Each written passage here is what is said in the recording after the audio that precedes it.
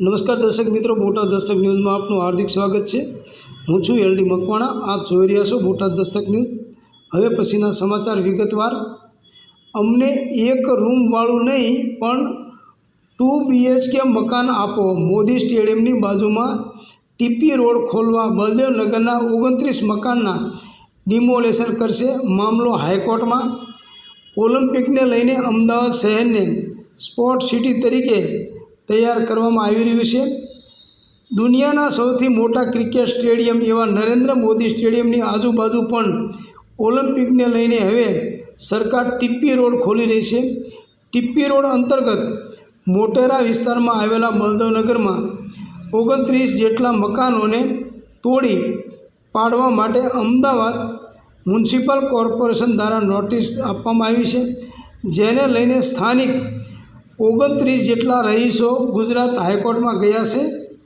Ahmedabad Mehsana highway પર અત્યારે depot 4 રસ્તાથી સીધો ટીપી રોડ સાબરમતી નદી તરફ ખુલે છે, જેમાં મોટેરાના બલદેવનગરના 29થી વધુ મકાનો તૂટી રહ્યા છે।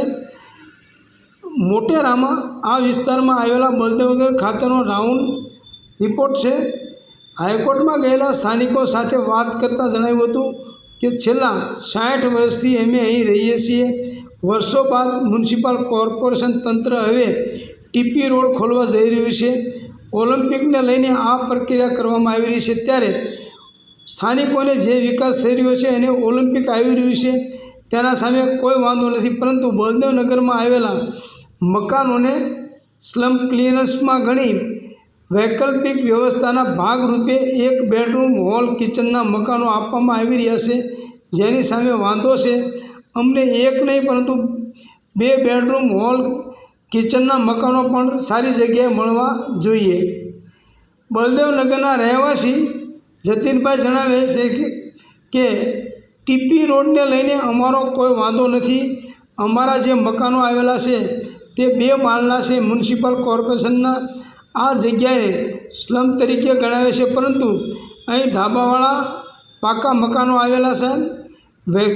વૈકલ્પિક વ્યવસ્થા તરીકે અમને ક્યાં મકાન ફાળવવાના છે એ ખબર નથી, પરંતુ અમને જાણવા મળ્યું છે કે સ્લમ રીડેવલપમેન્ટના જ્યાં મકાનો બની રહ્યા છે ત્યાં ફાળવવામાં આવશે।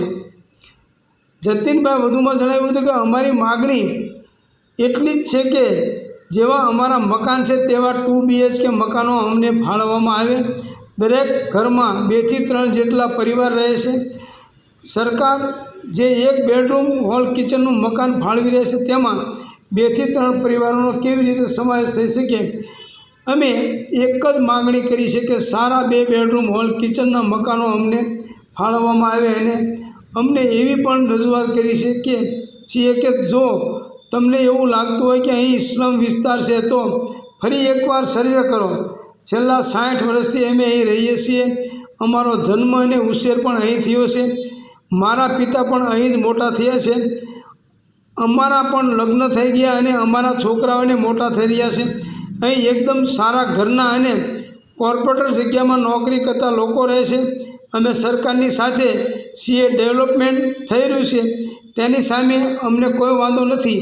સારી જગ્યાએ 2 બેડરૂમ હોલ કિચનના રૂમ ફાળવવામાં આવે એવી અમારી માગણી છે।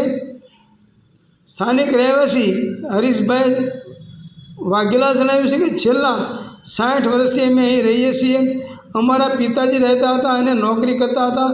મકાન આપીને અમને ગયા છે। હવે મ્યુનિસિપલ કોર્પોરેશન નોટિસ આપીને તોડવાની વાત કરી રહી છે, ત્યારે 60 વર્ષ પછી અમે ક્યાં જઈએ?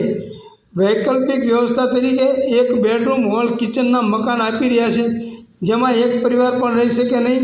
ફ્લેટમાં પતિ પત્ની અને 2 બાળકો પણ ના રહી શકે એવા ફ્લેટ આપી રહ્યા છે। ઓલિમ્પિક લાવો કે કોઈ પણ પ્રોજેક્ટ લાવો, પરંતુ અમને સારી જગ્યાએ સારા મકાન આપો એવી માંગ છે।